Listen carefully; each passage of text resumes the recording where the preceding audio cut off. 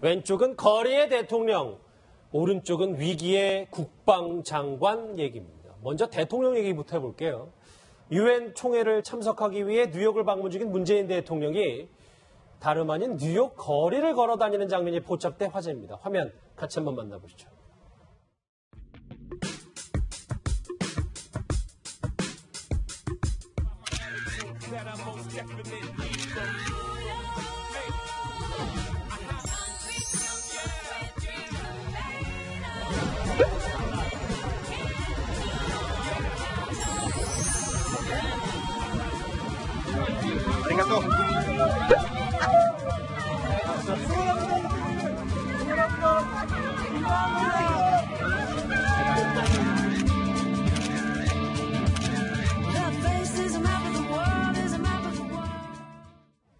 저렇게 뉴욕 한복판을 걸어서 저게 오늘의 포토지, 오늘의 사진까지 됐는데, 이현정 의원님. 교통난이 참 뉴욕이 심각하잖아요. 그러니까 지금 뉴욕 가보신 분은 아시겠지만 특히 맨하탄 같은 경우는 워낙 이제 교통난이 심한 데다가 또 이번에 같은 경우는 총회 시즌입니다. 각국의 지금 정상들이 상당수 지금 많이 들어와 있습니다. 그러다 보니까 아마 그런 것 플러스 또 이제 트럼프 대통령이 직접 이번에 연설을 했지 않습니까? 예. 그러다 보니까 반 트럼프 시위가 사실 이제 그 맨하탄에서 굉장히 많이 일어났어요.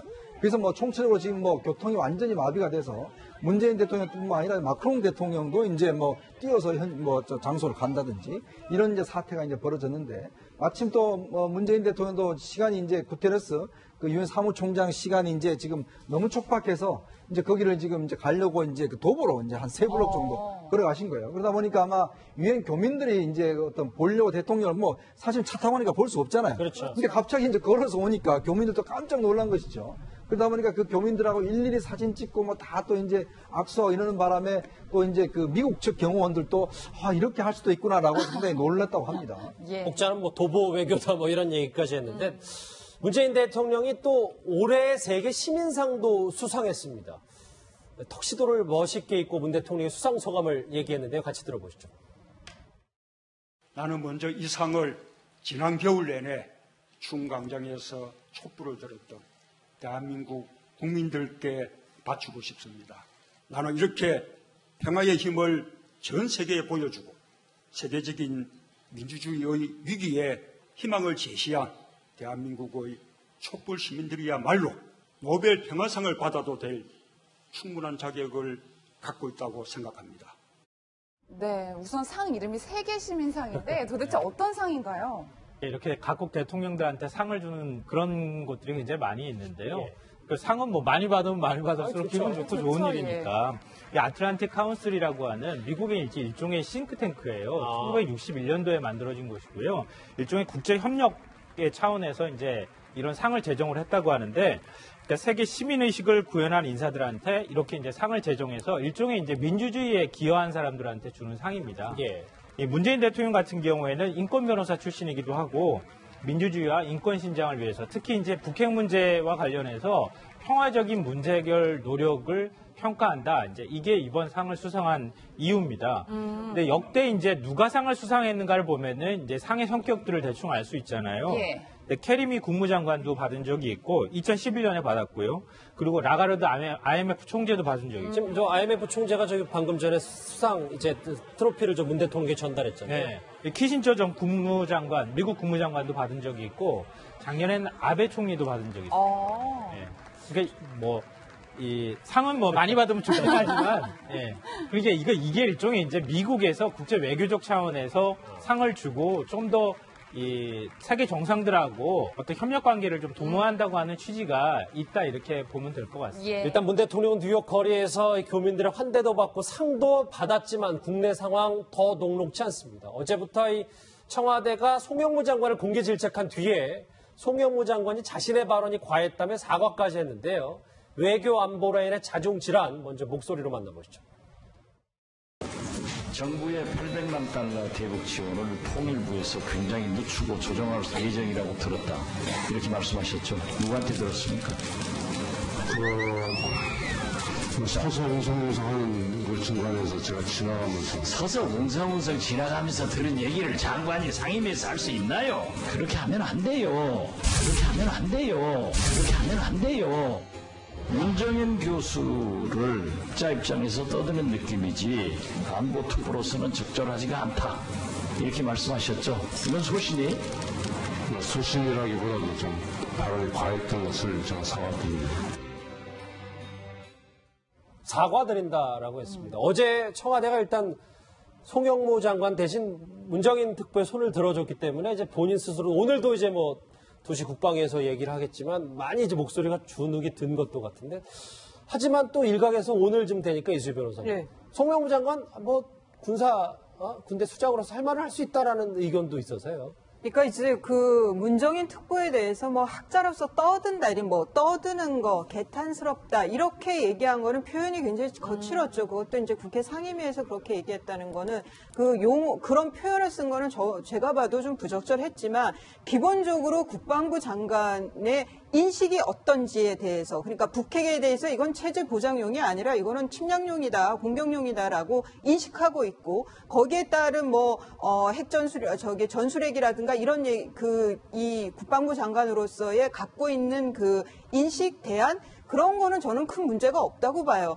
다만 이제 그런 표현을 한 것에 대해서 그게 좀 감정적으로 보였었다라는 거에 대해서 청와대가 좀 유감 정도인 걸로 받아들였으면 어땠을까? 이것을 굳이 엄중주의 조치를 했다라고 밝히기까지 하고, 그러면은 조국 민정수석에 대해서도 같이 해야 되는 거 아닌가요? 지금 국내에서 얼마나 지금 그 인사와 관련돼서 혼란스러운데요. 지금 저는 이 문제가 뭐냐면 청와대가 이 군에 대해서, 그러니까 북핵과 관련해갖고 투트랙을 하는 거죠.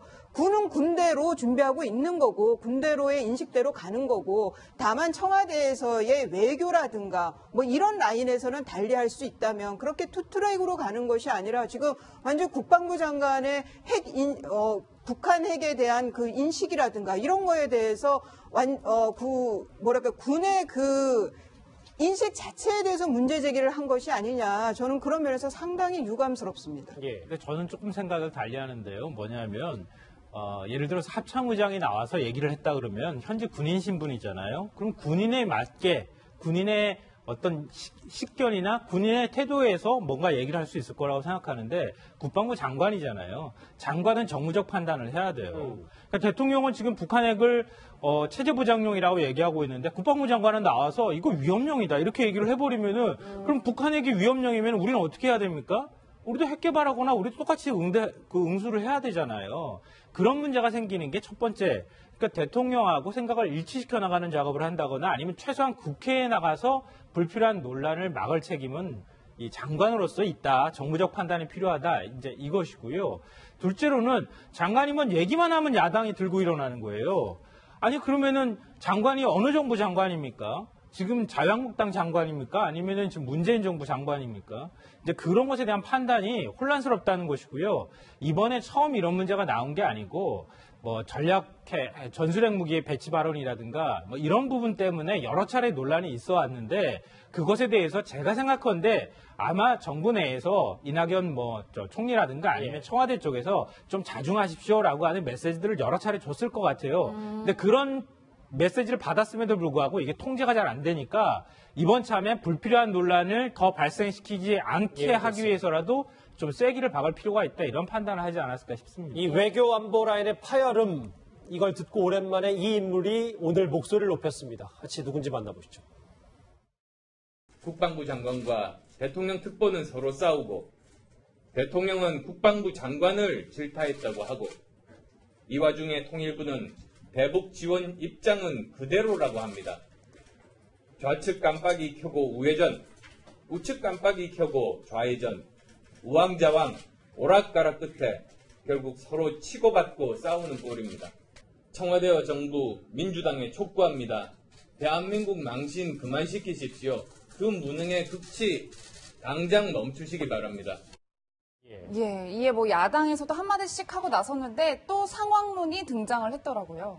그러니까 지금 보면 사실은 이제 저는 이 어떤 내용에 대해서 뭐 자치를 하고 그 절차적 문제에 대해서 좀 이제 지적을 하고 싶어요. 왜냐하면 특히 이제 국방부 장관은 국무위원입니다. 자, 그럼 국무위원이 어떤 이런 발언에 대해서 지금 이제 국무위원 같은 경우 지금 뭐 정의용 안보실장이 뭐 했다라고 지금 이야기를 하고 있는데 당시에 소통 수석이 보내기로는 청와대는 뭐 이런 걸로 해서 이제 문자 메시지를 보냈단 말이에요.